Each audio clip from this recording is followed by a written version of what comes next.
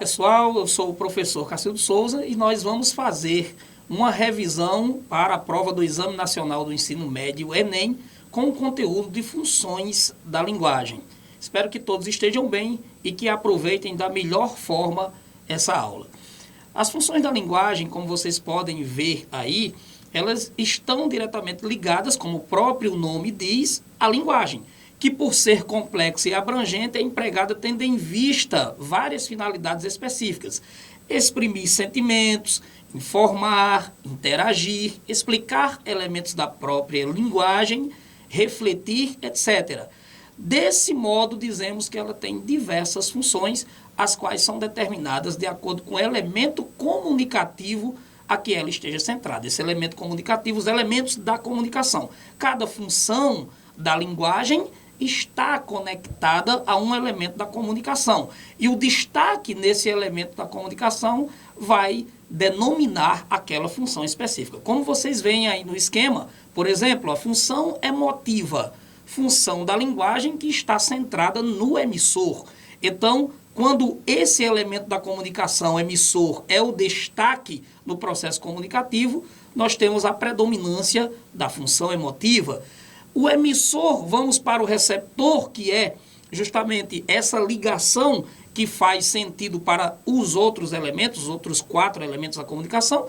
Esse receptor, quando ele é o destaque, a função é a conativa ou apelativa. Então, cada função da linguagem tem a sua predominância construída em cada elemento da comunicação. Aí nós temos os outros elementos, a função referencial, que é a função em que você tem o contexto como destaque, ou referente. Então, daqueles textos informativos, os textos dos livros didáticos em geral, você vai ter a predominância da função referencial, que pode ser chamada também de função denotativa, de função cognitiva em outras situações. É importante estar atento às várias nomenclaturas que esse conteúdo traz. Função poética, quando você tem a mensagem sendo o centro do processo comunicativo. A função fática, quando você enfatiza o canal, os diálogos em geral trazem a função fática como a predominante, porque o canal é o centro, e a função metalinguística, que é aquela que ocorre quando o código é o centro, é o destaque do processo comunicativo. Então, esse esquema para facilitar a nossa resolução de questões, lembrando que é um dos conteúdos mais cobrados pela prova do Exame Nacional do Ensino Médio, o Enem. Então, vamos às questões. A primeira questão número 1, uma questão que foi extraída de uma das edições do Enem. O título do texto é Desabafo. Fiquem atentos aos títulos e às fontes quando o assunto for funções da linguagem. Esses elementos indicam predominantemente qual será a função em destaque. Então, se você tem um texto que sai de um veículo informativo, isso já é um sinal. Se você tem um título como desabafo, geralmente o desabafo está ligado à subjetividade, é um outro sinal. E aí, quando você for fazer a leitura do texto, esses elementos anteriores já terão sinalizado o que você vai apenas complementar. Desculpem-me, mas não dá para fazer uma crônicazinha divertida hoje. Simplesmente não dá. Não tem como disfarçar. Esta é uma típica manhã de segunda-feira, a começar pela luz acesa da sala que esqueci ontem à noite. 6 recados para serem respondidos na secretária eletrônica. Recados chatos. Contas para pagar que venceram ontem. Estou nervoso. Estou zangado. Observem bem, nesse texto, a predominância da primeira pessoa. E como é que eu identifico essa predominância? Desculpem-me, me é primeira pessoa. Quando eu digo não dá para disfarçar, simplesmente não dá, quando eu faço essas alusões, eu estou expressando subjetividade, expressando sentimentos, emoções. Isso predomina na minha fala, no meu discurso. Quando eu digo que os recados são chatos, isso também é uma questão subjetiva, é um elemento que indica subjetividade. Quando eu digo estou nervoso, estou zangado, estou 2 vezes, você tem essa forma verbal, você tem um sujeito chamado de sujeito elíptico, que é o conhecido sujeito oculto.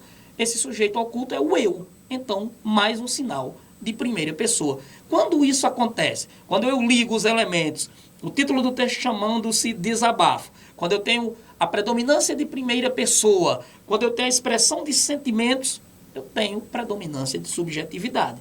Vamos para a questão, e aí eu acho que vocês já presumem a resposta, né? Isso foi de uma coluna de Veja, 11 de setembro de 2002.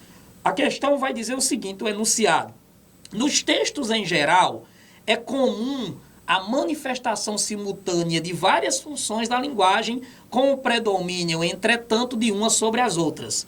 No fragmento da crônica Desabafo, a função da linguagem predominante é emotiva ou expressiva. Aí você vai me dizer, poxa, professor, mas a resposta já está ali, é emotiva ou expressiva. Mas ele não quer que você diga qual é a função da linguagem. É uma questão invertida. Ele traz o nome da função e você vai escolher a alternativa que justifica essa função. É função emotiva ou expressiva? Pois. Então eu vou marcar a alternativa que tem a justificativa correta para a resposta. O discurso do enunciador tem como foco o próprio código. Não é a letra A, porque isso aí seria função metalinguística. O foco não é o próprio código. A atitude do enunciador se sobrepõe àquilo que está sendo dito. Opa, atitude do enunciador. O que é enunciador? Emissor. Deixo essa aí de stand-by. Você tem a letra C. O interlocutor é o foco do enunciador na construção da mensagem. Interlocutor é receptor. O foco desse texto não é o receptor. Na letra D, nós temos o referente é o elemento que se sobressai em detrimento dos demais. Não é o referente, porque não, o referente é o assunto, seria função referencial, e o assunto aí não é o destaque do processo comunicativo. E na letra E, que é a última, você tem que o enunciador tem como objetivo principal a manutenção da comunicação, seria função fática. Se nós olharmos, o enunciador diz que está nervoso, diz que está zangado, e o título, desabafo, combina totalmente com as situações que ele expressa. De fato, a atitude do enunciador se sobrepõe àquilo que está sendo dito. Apesar dele dizer várias coisas, a maneira como ele se encontra nervoso e zangado se sobrepõe a qualquer coisa que esteja sendo dita. E nesse caso, nós temos a predominância do emissor ou do enunciador. São sinônimos. Resposta, letra B. Nós temos aí função emotiva ou expressiva, e a letra B tem a justificativa pela qual é esta a função predominante, ok? Agora nós vamos para a questão número 2. Observem bem essa imagem, bem abstrata. Vamos lembrar que o Enem trabalha com textos verbais e textos não verbais. Observem que se trata de um texto totalmente não verbal. Não há nada aí de verbalização. Nós temos apenas uma imagem, e uma imagem muito bem construída, por sinal. Se nós formos interpretar a imagem, nós temos uma mão desenhando, uma mão desenhando. É isso mesmo. Uma mão que, pela sua maneira de se apresentar na imagem, explica o processo de desenhar. Ou seja, nós temos o código tentando explicar a esse mesmo código. Nós temos o ato de desenhar sendo explicado pelo ato de desenhar. Isso nós já temos uma denominação para essa função. Vamos ver o que o enunciado pede. Lembrando que nem sempre ele vai pedir a resposta à classificação da função da linguagem. Você tem que estar preparado para as várias maneiras como esse conteúdo será exigido na prova do Enem. Observe acima esta gravura de Escher. Na linguagem verbal, exemplos de aproveitamento de recursos equivalentes ao da gravura de Escher encontram-se com frequência. Então, ele quer que você assinale a alternativa que tenha um exemplo semelhante ao da gravura. A gravura é linguagem não verbal, só que o exemplo será com linguagem verbal. A gravura é linguagem não verbal, o exemplo será com linguagem verbal. Se na gravura eu tenho o código explicando a si mesmo, isso já me facilita para escolher a alternativa correta. Nós sabemos que quando o código explica a si próprio, a função predominante é a metalinguística. Aqui nós não temos alusão a essa função, porque justamente você vai comparar as situações em que isso pode acontecer de maneira semelhante. Seria, na letra A, nos jornais, quando o repórter registra uma ocorrência que lhe parece extremamente intrigante, será? Nós não temos uma relação tão clara aí. Nos textos publicitários, quando se comparam dois produtos que têm a mesma utilidade, cuidado com esses enunciados. Na prosa científica, quando o autor descreve com isenção e distanciamento a experiência de que trata. Na literatura, quando o escritor se vale das palavras para expor procedimentos construtivos do discurso. E, na letra E, os manuais de instrução, quando se organiza com clareza uma determinada sequência de operações. Lembrem-se, função metalinguística, código explica a si mesmo. Eu tenho que assinalar a alternativa que também tenha uma função metalinguística sendo descrita aí. Se eu observar de A a E, na letra D é que nós temos essa semelhança. Na literatura, observe, literatura, quando o escritor se vale das palavras, ou seja, o código são as palavras, para expor procedimentos constitutivos do discurso. O discurso está apoiado nas palavras. Então, se na literatura eu vou expor procedimentos construtivos do discurso, vou explicar fenômenos discursivos, e para isso eu uso o próprio discurso através das palavras, eu tenho função metalinguística. E se eu tenho função metalinguística, a letra D se encaixa com o que está na gravura de Escher, que é o processo de desenhar sendo explicado pelo próprio desenhar. É a função mais abstrata que existe em todas as funções da linguagem. Vamos para a próxima questão, questão número 3, também uma questão extraída do Exame Nacional do Ensino Médio. O telefone tocou. Alô, quem fala? Como? Com quem deseja falar? Quero falar com o senhor Samuel Cardoso. É ele mesmo. Quem fala por obséquio? Não se lembra mais da minha voz, seu Samuel? Faça um esforço. Lamento muito, minha senhora, mas não me lembro. Pode dizer-me de quem se trata? Contos de Aprendiz de Carlos Drummond de Andrade. Observem bem que aí, claramente, nós temos um diálogo. Se nós temos um diálogo, nós temos interação emissor-receptor. Se temos interação emissor-receptor, nós precisamos de um canal por onde essa mensagem passará. E se eu tenho essa interação emissor-receptor, ao dizer alô, quem fala, a pessoa está testando se o canal funciona. Então, testar esse funcionamento ou tentar manter o funcionamento do canal, nós temos isso geralmente ocorrendo em interações discursivas, nos diálogos de quais gêneros forem. Se nós temos diálogo, nós temos ênfase no canal. E se nós temos ênfase no canal de comunicação, nós temos uma função da linguagem já aí especificada, que nós vamos resolver na próxima página da questão. Observem bem o que o enunciado diz, bem simples e claro. Pela insistência em manter o contato entre o emissor e o receptor, então o próprio enunciado já me traz essa informação, me traz a interpretação do que acontece lá no diálogo, predomina no texto a função. Se eu tenho o canal como destaque, na função metalinguística eu tenho o próprio código como destaque. A função conativa eu tenho o receptor como destaque. Na função emotiva eu tenho o emissor. Na função referencial eu tenho o referente, o contexto, os fatos, as situações da realidade. Então sobra-me a letra B, função fática. É na função fática que se destaca a manutenção ou funcionamento do canal. Essa era uma questão clássica e tradicional e que você teria condições de resolvê-la em 1 minuto. Observem que o tempo é essencial na resolução das questões do Enem, ok? Vamos para a questão número 4. Questão número 4, bem interessante. Não interessa se você não domine o vocabulário. O que você tem que dominar é a maneira como se apresenta o texto. A forma como o texto se apresenta vai me indicar a função da linguagem predominante. Vai me indicar, primeiramente, o elemento da comunicação e, em consequência, a função da linguagem. O hipotrélico. O termo é novo, de impensada origem e ainda sem definição que lhe apanhe em todas as pétalas o significado. Sabe-se só que vem do bom português. Para a prática, tome-se hipotrélico querendo dizer antipodático, sem graçante, imprisido, ou talvez vicedito, indivíduo pedante, inoportuno, agudo, falta de respeito para com a opinião alheia.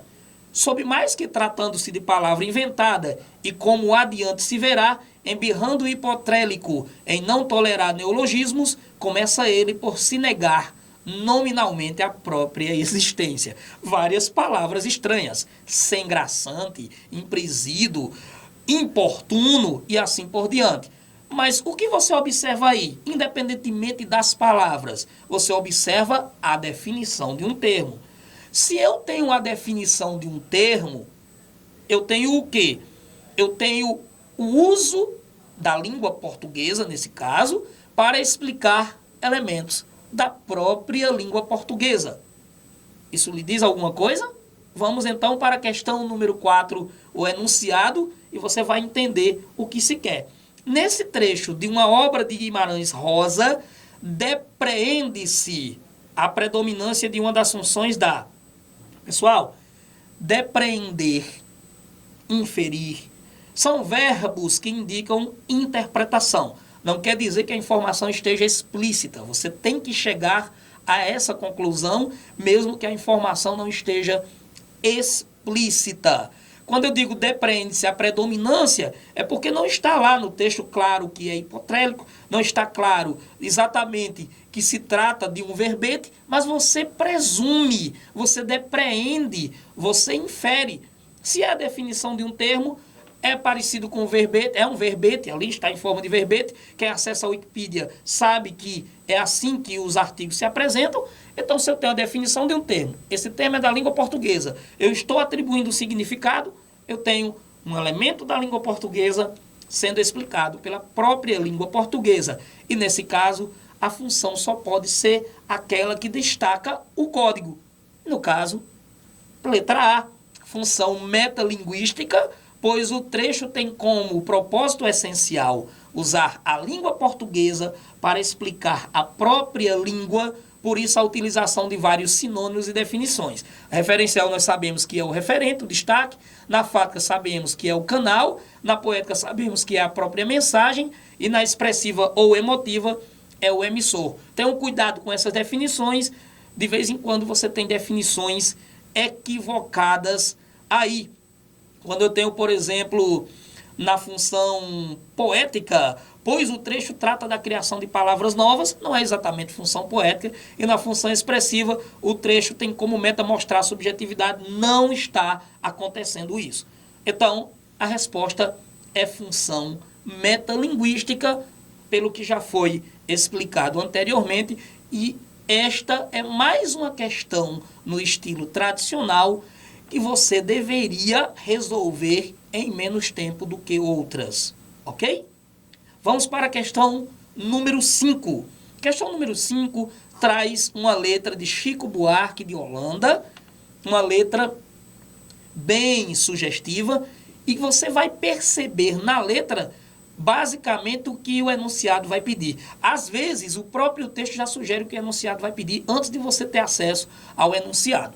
Surgiram outras, naturalmente, sem nem olhar a minha cara. Tomava um banho na minha frente, para sair com outro cara. Porém, nunca me importei com tais amantes. Com tantos filmes na minha mente, é natural que toda atriz, presentemente, represente muito para mim. Observem bem, essa é a parte final. É natural que toda atriz, presentemente, represente muito para mim. Isso já dá um sinal do que será cobrado. Lembre-se, nem sempre a questão será cobrada de modo tradicional, e esta questão número 5 é mais uma que não será dessa maneira. Vamos para o enunciado. A questão número 5 traz o enunciado dizendo que na canção, Chico Buarque trabalha uma determinada função da linguagem, então o enunciado não explicita qual é a função, para marcar a subjetividade do eu lírico ante as atrizes que ela admira. Ele não diz qual é a função, mas você já tem um sinal aí, marcar a subjetividade do eu lírico. O eu lírico, no caso aí, seria o emissor. Emissor, subjetividade. Eu já tenho 2 sinais fortíssimos.